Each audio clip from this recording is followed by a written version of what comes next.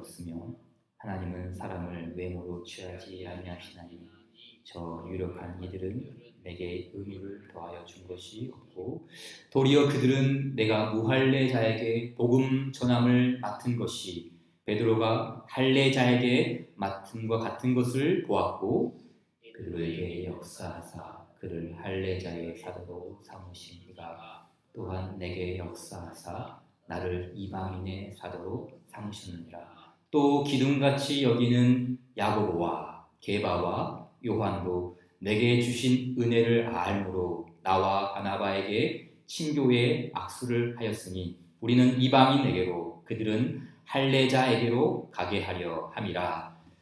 다만 우리에게 가난한 자들을 기억하도록 부탁하였으니 이것은 나도 본래부터 힘써 행하여 왔노라. 아멘. 가끔씩 거리를 돌아다니다 보면 자신을 선교사로 소개하는 미국인들을 만날 때가 있습니다. 지금도 미국인 선교사님들이 있어요. 미국 사람들이 참 한국말 잘해요. 그리고 자기가 선교사래요. 이미 우리나라는 이제 선교를 받는 나라가 아니라 이제 선교를 하는 나라이지 않습니까? 그런데 마치 100여 년 전에 우리 선교사님들이 이렇게 우리나라에 왔던 것처럼 자신들도 한국에 선교하러 왔다는 거예요. 그들의 정체가 뭡니까? 우리가 잘 알고 있듯이 그들은 몰몬교 사람들이죠. 이 몰몬교 사람들은 아주 반듯하게 옷을 차려입고 2명씩 짝을 지어서 선교하러 활동을 하러 다닙니다. 그리고 요즘에는 또 뭐 영어 가르친다고 하면서 이렇게 포교 활동을 하고 있죠. 흔히 알고 있는 이 몰몬교의 정식 명칭이 무엇인지 아십니까? 우리는 몰몬교라고 하는데 이 몰몬교 사람들이 쓰고 있는 몰몬교의 명칭이 있어요. 그게 뭐냐면은 예수 그리스도 후기 성도교회 들어보셨을 거예요. 이 몰몬교도 누구를 갖다 써요? 예수님 갖다 써요. 예수 그리스도의 그리고 후기 이제 마지막에 재림의 때를 살아가는 그런 성도 교회라고 하는데 그럼 이 사람들도 예수님이 있는데 그럼 우리와 같은 길을 걷는 사람들이 아닐까? 우리랑 한솥밥 먹는 그런 식구가 아닐까? 당연히 아니죠. 예수님이라는 이름이 들어갔다고 하여 모두가 같을 수는 없습니다. 예수 그리스도라고 말하지만 여기는 예수님이 존재하지 않습니다.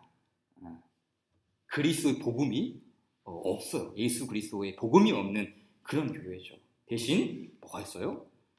몰몬 경전이 있어요. 몰몬 경전이 있고요. 또 다른 자신들이 이렇게 만들어낸 그런 가르침들이 있어요.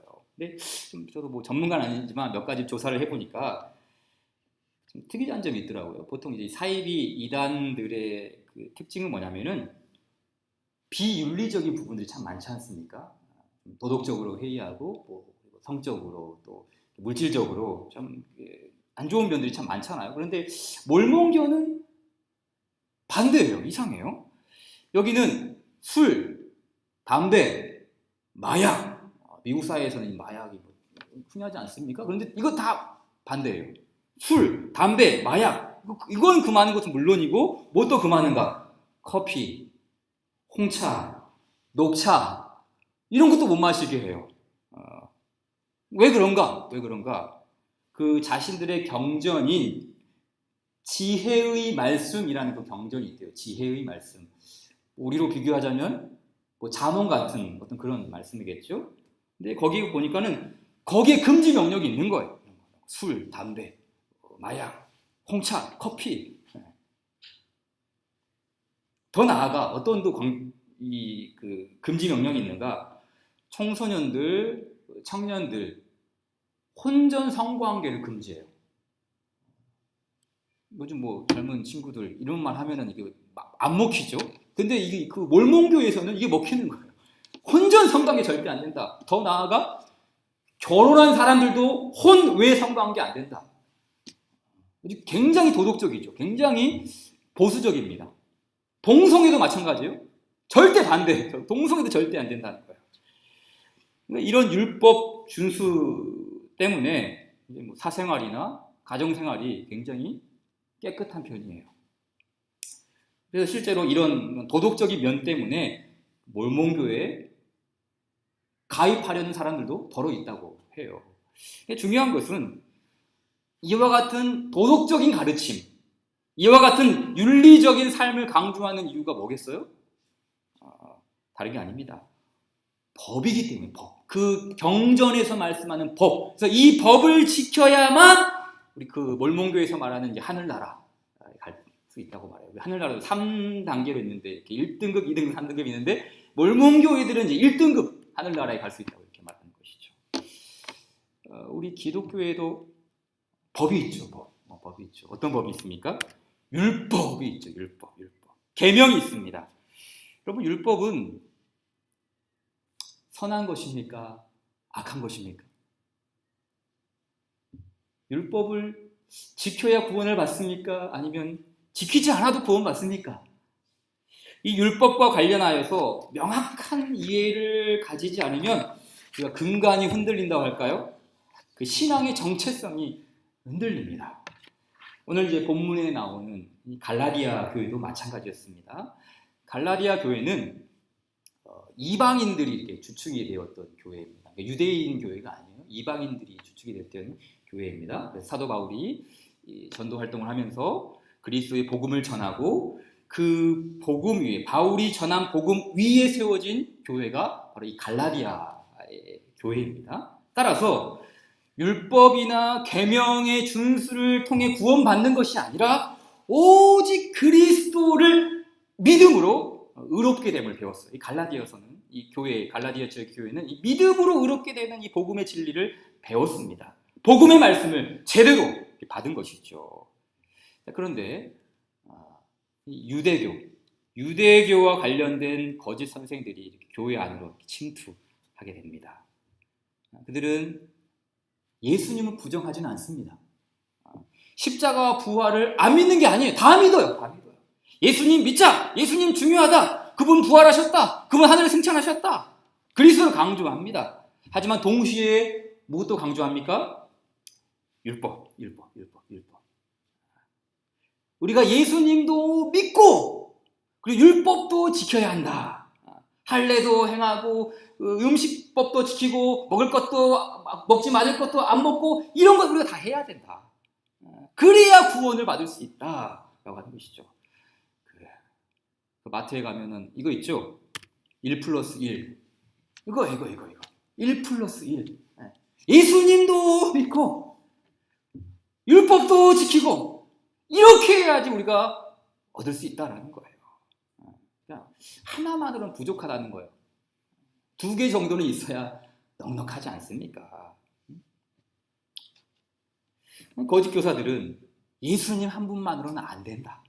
더 넉넉하게, 더 확실하게 우리가 율법을 플러스 시켜야 된다. 1 플러스 1. 이 주장을 한 것입니다. 갈라디아 교인들이 듣기에는 이상한 거예요. 바울 사도께서는 분명히 예수님만이 우리를 구원하신다고 했는데요. 말이 좀 다른 것 같습니다. 우리 갈라디아 지역에 있는 성도들은 바울 사도께서 전해주신 그 복음, 그 예수님만 우리는 믿고 있습니다. 뭐라고요? 누가 당신들에게 복음을 전했다고요? 바울 선생님 모르세요? 바울 사도 있지 않습니까? 그래서 이 거짓 선생들이 그렇죠. 바울이 사도라고요? 바울이 사도입니까? 바울이 예수님 만난 적 있습니까? 바울이 예수님께 가르침 받은 적이 있습니까? 바울이 12제자 중에 한 명이었습니까? 바울의 이 사도직을 걸고 가는 거예요. 그 사람 오히려 교회를 핍박하는 자 아니었습니까? 그는 사도직을 흉내만 낼 뿐 사도가 아닙니다. 거짓 교사들은 이 바울을 폄훼하기 시작했어요. 왜요? 왜 그렇게 해야 됩니까? 바울이 사도가 아니어야 그가 전한 복음은 가짜다. 바울이 사도가 아니어야만 그가 전한 복음도 이거는 잘못된 것이다. 이 무효화시킬 수 있었기 때문입니다. 그래서 따라서 이 바울은 갈라디아서를 쓰면서 가장 첫 번째 첫 단어가 뭐였냐면 사도, 나는 사도다. 우리말은 거꾸로 되어 있지만 나는 사도다라고 이렇게 이야기해요. 사람들에게서 난 것도 아니요 사람으로 말미암은 것도 아니요 오직 예수 그리스도와 그를 죽은 자 가운데서 살리신 하나님 아버지로 말미암아 사도된 바울은 이렇게 해요. 그의 사도직은 하나님의 뜻 가운데 있었다. 사람으로 말미암은 것이 아니다. 왜냐하면 그가 사도로서 전한 복음 역시 하나님의 뜻, 하나님의 뜻 가운데서 나는 이 복음 전한 것이다 라고 이야기하고 있기 때문이죠. 동일한 말씀이 1장 11절 이하에도 나와요. 형제들아 내가 너희에게 알게 하노니 내가 너희에게 전한 복음은 사람의 뜻을 따라 된 것이 아니니라. 이는 내가 사람에게서 받은 것도 아니요 또 사람에게서 배운 것도 아니요 이것은 오직 예수 그리스도의 계시로 말미암은 것이라. 그리스도의 계시. 분명히 자신의 그 사도직은 그리스도의 계시를 통해서 그리스도의 나타남을 통해서 그가 이 사도의 직분을 받았고 그 사도직에서 주어진 그리스도의 복음을 교회에게 전했다는 것을 증언하는 것이죠. 그러기에 이 사도가 전해준 복음 외에 이 사도가 전한 이 복음 외에 다른 복음이 있을까요? 다른 복음은 존재하지 않죠. 1+1 복음은 존재하지 않는 것이죠. 오히려 이렇게 말하는 사람들이 가짜. 그리스도를 떠나는 이 사람들이 진짜 이단. 바울이 이단이 아니라 이 사람들이 진짜 가짜라는 것을 피력하고 있는 것이죠. 그래서 1장 7절 9절 말씀이 이렇게 하죠. 다른 복음은 없다. 단호하게 이야기합니다. 다른 것은 없다는 것. 다른 것은 없다. 다만 어떤 사람들이 너희를 교란하여 그리스도의 복음을 변하게 하려 함이라. 그러나 우리나 그렇죠? 바울도 마찬가지 포함하는 거예요. 바울, 디모데, 디도 마찬가지예요. 우리나 혹은 하늘로부터 온 천사라도 심지어 하늘의 천사라 할지라도 우리가 너희에게 전한 그 복음 외에 다른 복음을 전하면 저주받을 짓이다. 다른 복음을 전하면 다 저주를 받는 것이다. 아주 강력하게 이야기를 합니다. 이 말씀 속에서 두 가지가 나왔어요. 우리가 전한 복음, 그렇죠. 우리가 너희에게 전한 복음, 그렇죠. 7절 말씀에 우리가 너희에게 전한 복음. 또 마지막 말씀에 너희가 받은 복음. 그러니까 우리가 전한 복음이 있고 너희가 받은 복음이 이렇게 있는 거예요. 그러니까 이 복음이 뭡니까? 우리가 전한 복음, 너희가 받은 복음. 이게 아주 순수한 복음이죠. 그리스도 예수의 복음입니다. 자, 2장에 나오는 이제 이 본문 역시 이와 같은 맥락에서 조금 이해할 필요가 있어요. 이 바울의 사도직과 교회가 받은 복음을 사수하기 위해 바울은 자신의 이야기를 또 2장에서도 이렇게 꺼내는 것이죠. 자, 2장 1절 말씀을 다시 한번 우리 같이 한번 읽어볼까요? 시작. 14년 후에 내가 바나바와 함께 디도를 데리고 다시 예루살렘에 올라간다니 라고 했어요. 자, 1장에서도 보게 되면 예루살렘으로 갔죠. 18절, 19절이죠. 그 후 3년 만에 내가 게바를 방문하고, 즉 게바죠. 베드로죠. 이 베드로를 방문하고 또 더 나아가서 주의 형제인 야고보를 만났습니다. 여기서 베드로와 야고보를 만난 이유가 뭘까요? 바울이 왜 예수 그리스도 계시를 받은 이후에 3년의 시간이 흐른 다음에 베드로와 주의 형제인 야고보를 만났어요. 왜 만났을까요? 그들로부터 복음을 받기 위해서, 복음을 가르침을 받기 위해서 뭔가 부족함이 있었기 때문에 저 베드로 그리고 주의 형제인 야고보로부터 성경 공부 좀 해야 되겠어. 그렇게 하기 위해서 만나왔을까요? 아니죠. 이미 바울은 예수님으로부터 복음을 받았습니다. 그리고 그 복음의 전파 사역을 지금 진행하고 있는 중입니다.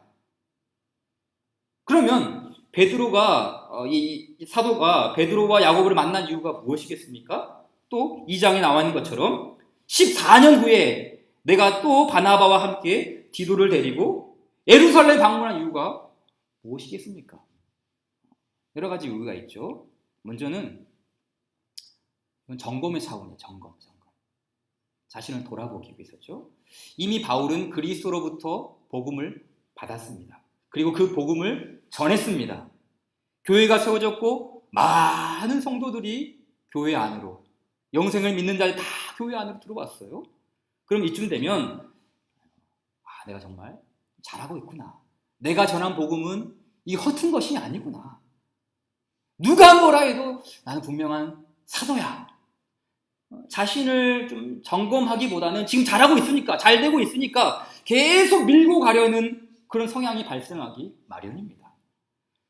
그렇잖아요. 그러면 우리가 자동차 운전하시는 분들은 자동차가 잘 나갈 때 새 차, 새로 산 자동차 점검합니까? 잘 안 합니다. 조금 오래되고 뭔가 좀 소리도 조금 안 좋은 것 같고 뭔가 이전에 안 나던 냄새가 이렇게 스물스물 올라오면은 이거 자동차 점검해야 되겠다.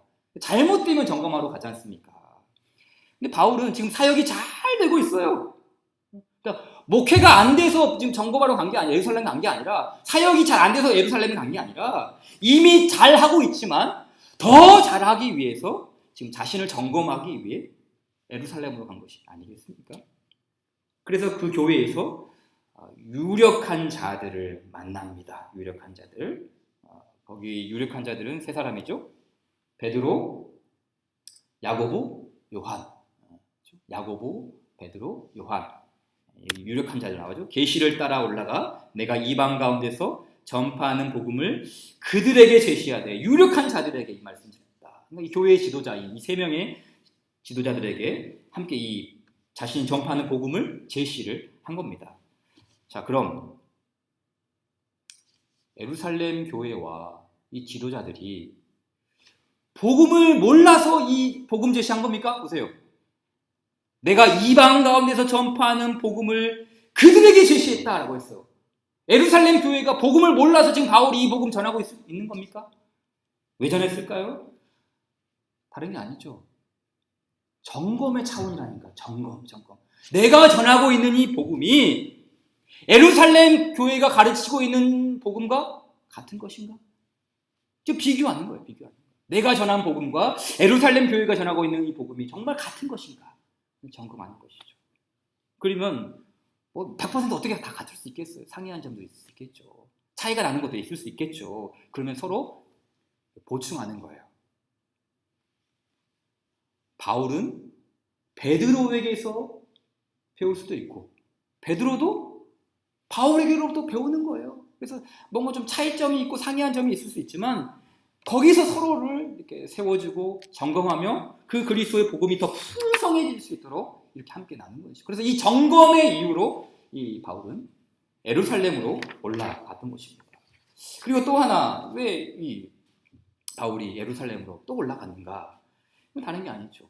이 복음이 주는 은혜와 덕을 교회가 누리기 위해서, 교회가. 그러니까 자신의 유익을 위해서 올라간 게 아니라 사실은 이 바울이 전하는 이 복음으로 말미암아 여러 교회들이 주께서 주시는 은혜와 덕을 누리기 위해서 바로 이것을 하러 올라간 것이죠.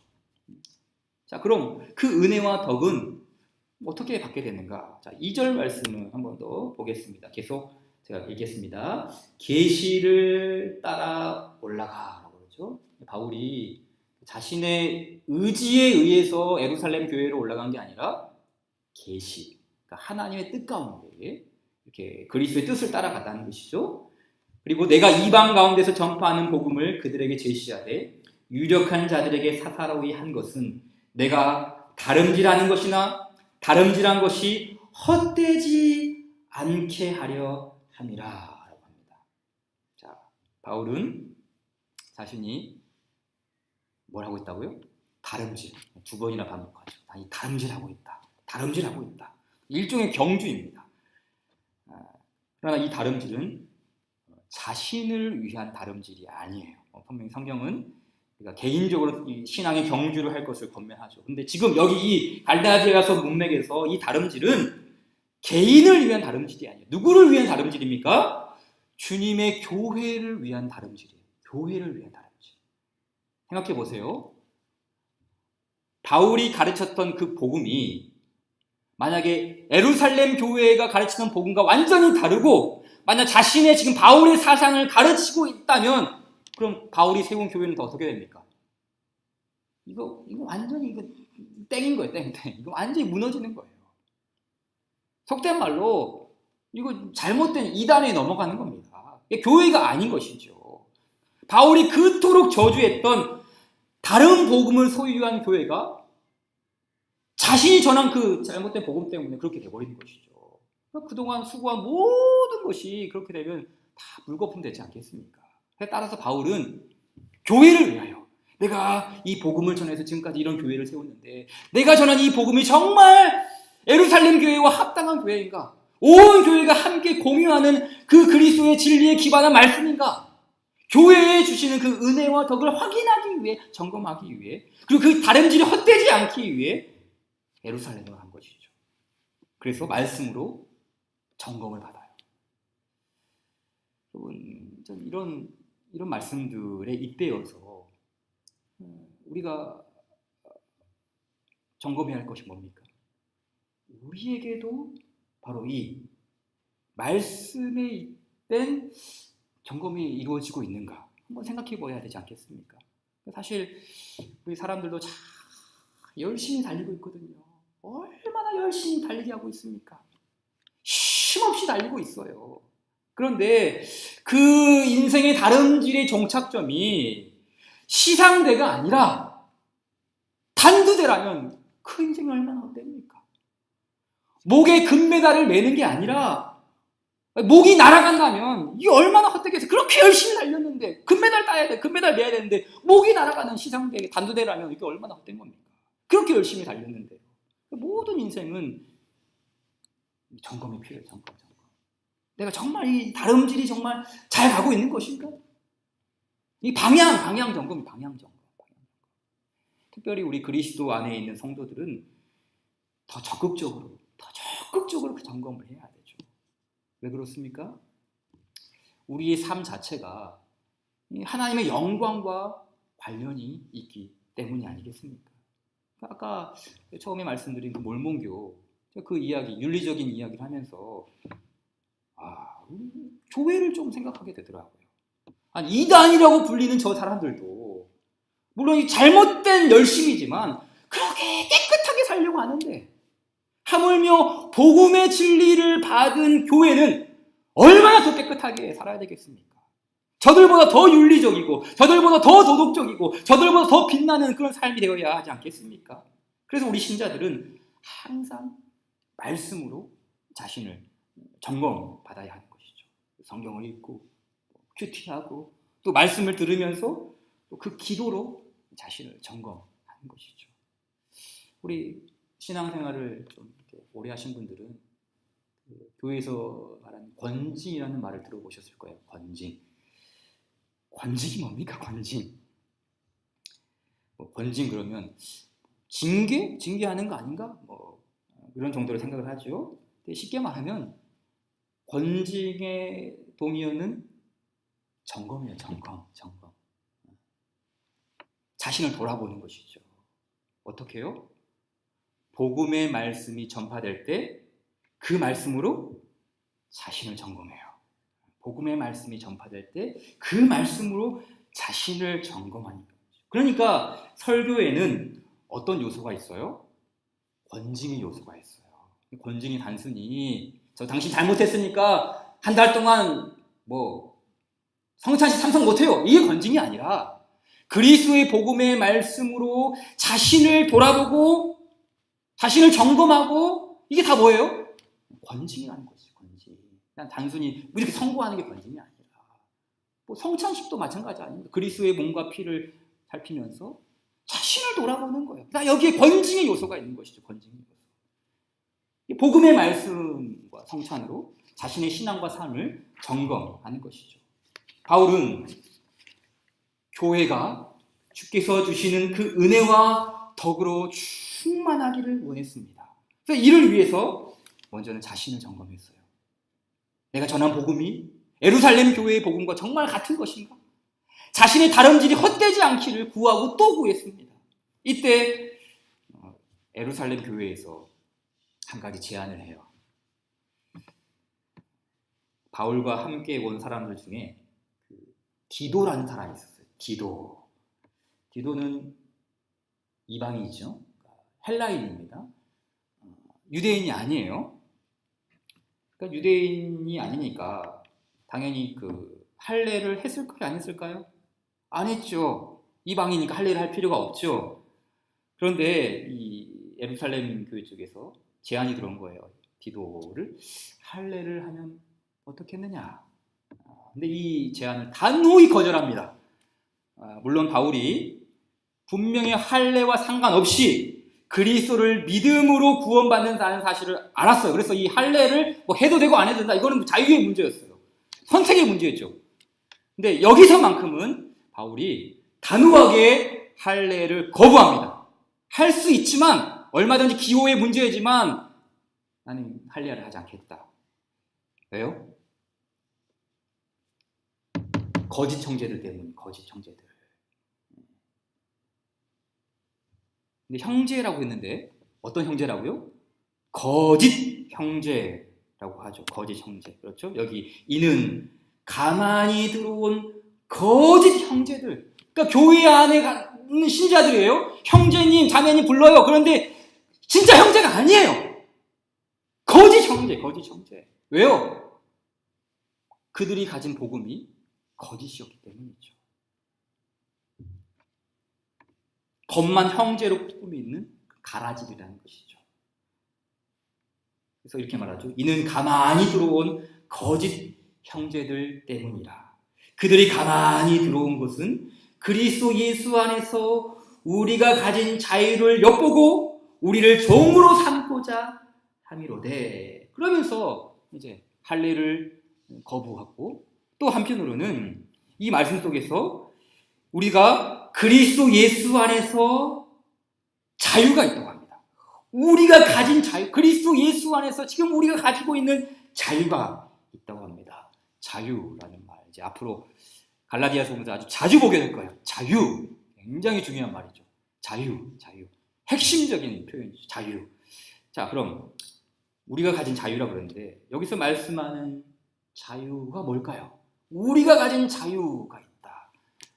여러 가지를 말할 수 있겠지만 세 가지를 이야기할게요. 첫째는 죄로부터의 자유죠. 죄로부터의 자유. 그렇죠?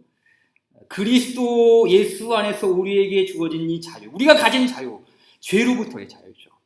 로마서 말씀이죠. 죄로부터 해방되어 의에게 종이 되었냐. 이 말은 당연히 뭐예요? 죄로부터 우리가 자유하게 되었다 하는 것이죠. 또 로마서 6장 22절 말씀에도 그러나 이제는 너희가 죄로부터 해방되고 하나님께 종이 되어 거룩함에 이르는 열매를 맺었으니 그 마지막은 영생이라. 죄로부터의 자유. 우리가 가진 자유는 바로 이 죄로부터의 자유이다. 둘째, 우리가 가진 자유가 또 어떤 자유입니까? 두 번째는 율법으로부터의 자유입니다. 율법으로부터의 자유죠. 갈라디아서 5장 1절 말씀 같이 한번 갈라디아서 말씀 같이 읽어볼까요? 시작. 그리스도께서 우리를 자유롭게 하려고 자유를 주셨으니 그러므로 굳건하게 서서 다시는 종의 멍에를 매지 말라. 종의 멍에라는 것은 이제 율법을 말하는 것인데 바로 이 율법으로부터 우리가 자유롭게 됐다라고 하죠. 이 말씀을 또 바울 사도뿐만이 아니라 베드로 역시 사도행전에서 말하는 고백이 있죠.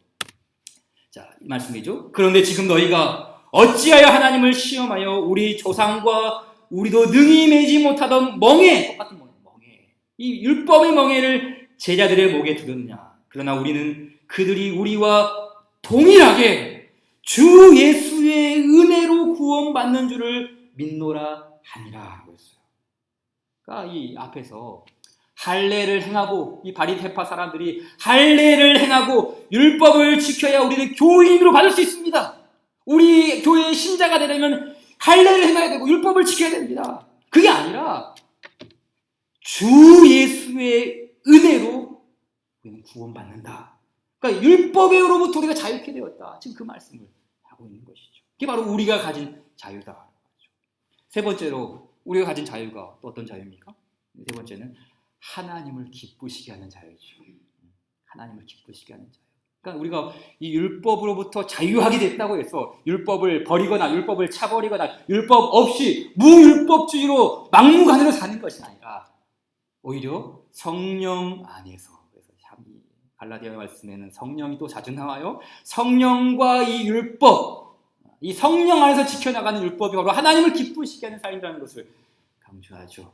우리 갈라디아서 5장 13절 말씀 같이 읽을까요? 시작.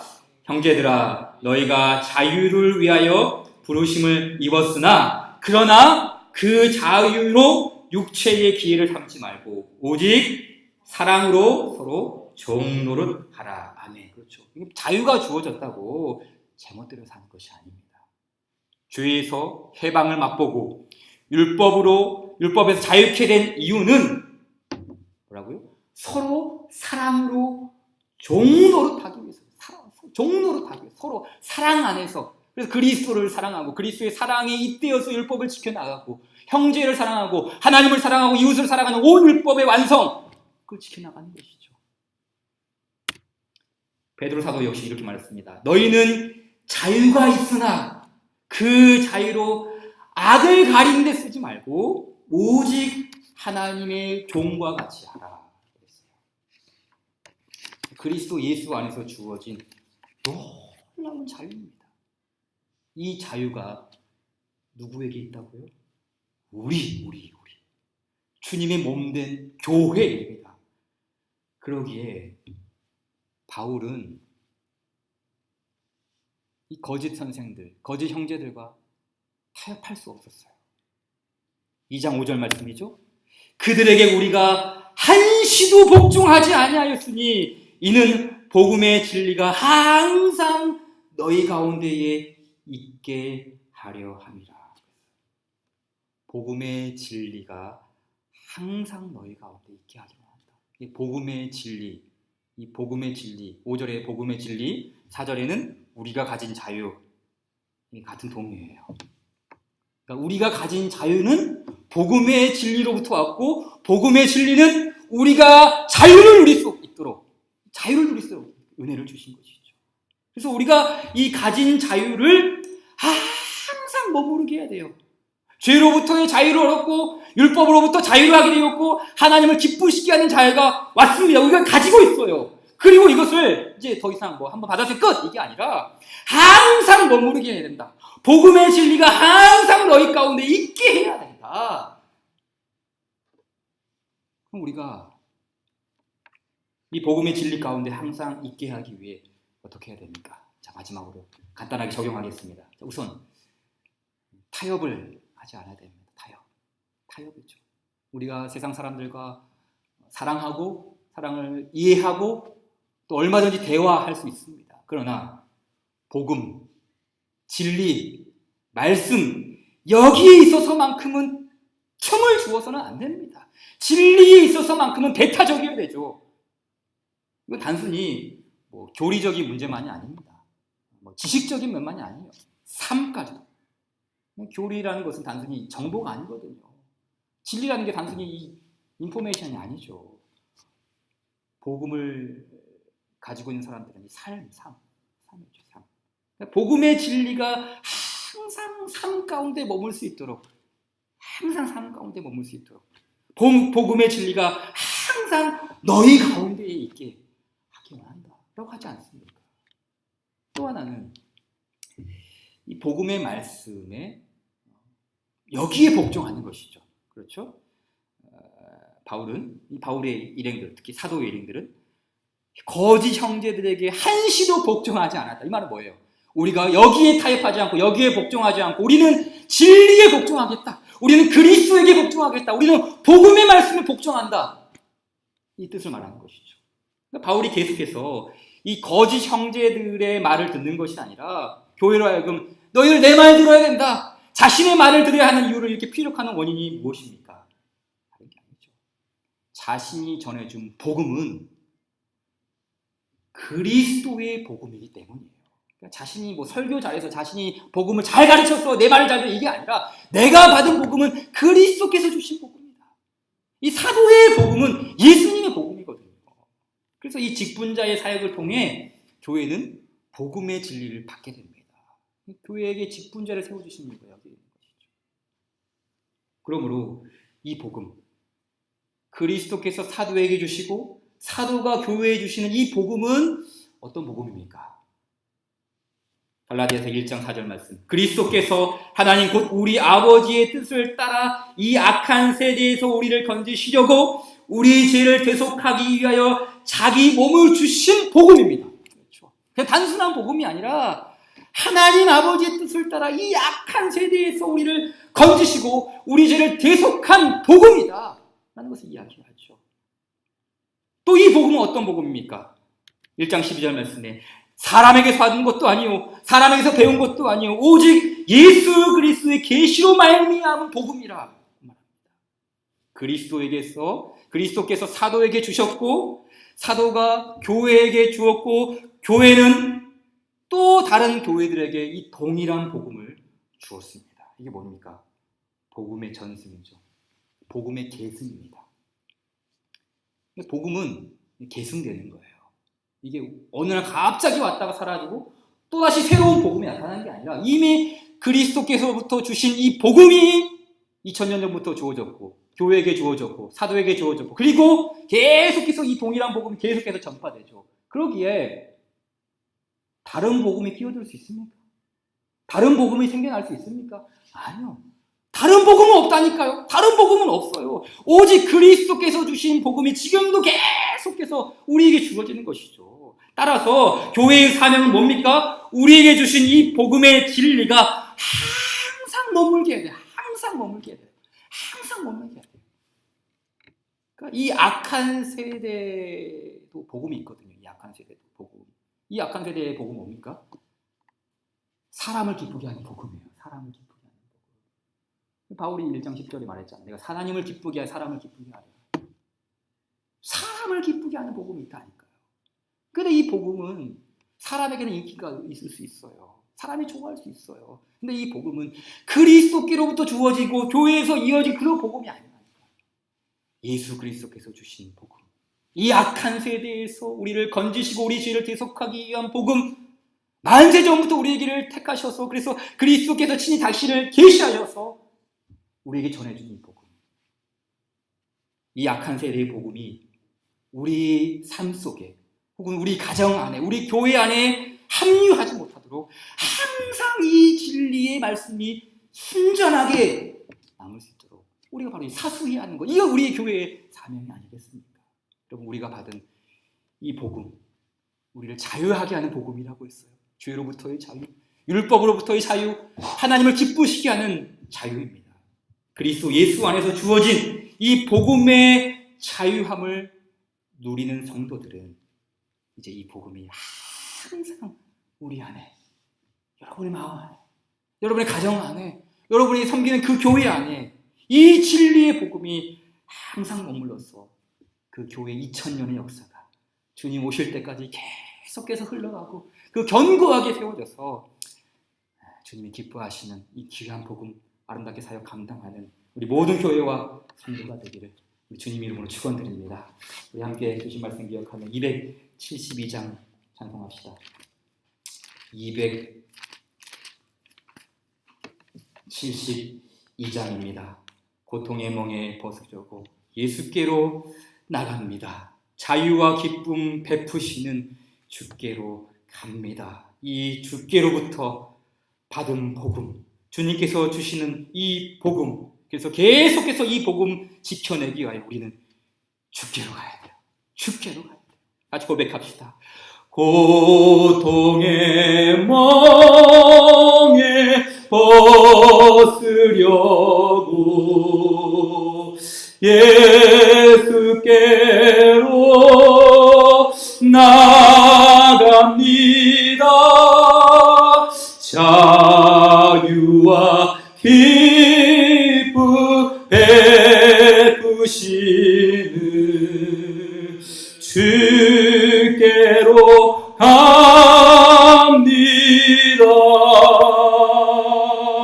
병든 내 몸이 튼튼하고 빈궁한 삶이 삶이 부해지며 죄악을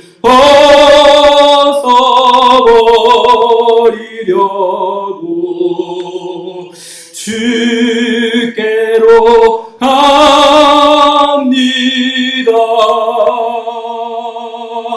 낭패와 실망당한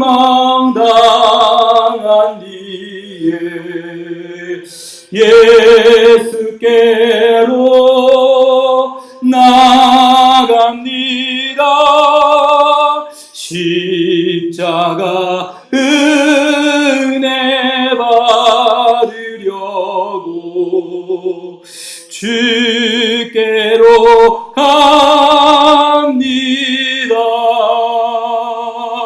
슬프던 마음 위로받고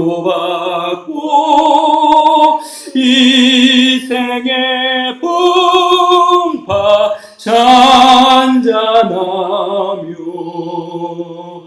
영광의 찬송 부르려고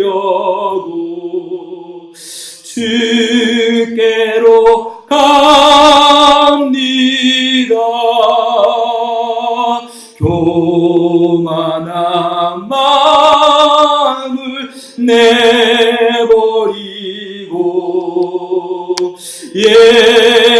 예수께로 나갑니다.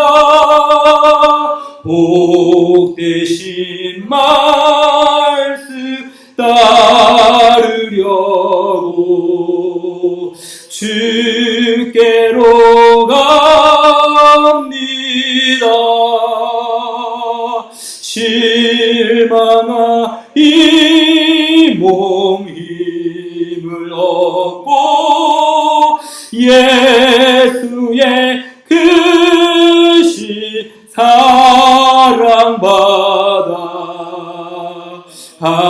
하늘의 기쁨 맛보려고 주께로 갑니다. 죽음의 길을 벗어나서 예수께로 나갑니다. 영원한 집을 바라보고 주께로 갑니다.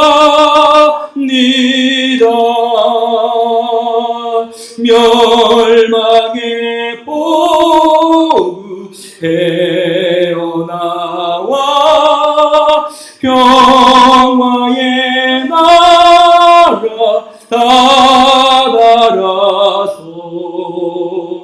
영광의 주를 배우려고 주께로 갑니다.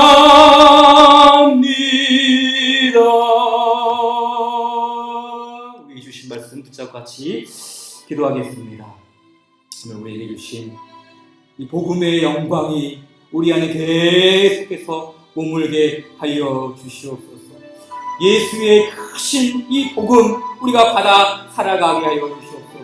주님, 이 복음 지켜나가기 위하여 우리가 주께로 가옵니다. 주께로 나아갑니다. 주여, 이 복음으로 우리를 지켜주시고 주님, 이 복음이 우리를 지켜나가게 하여 주시옵소서. 함께 같이 기도하고 이렇게 돌아가도록 하겠습니다. 기도합시다.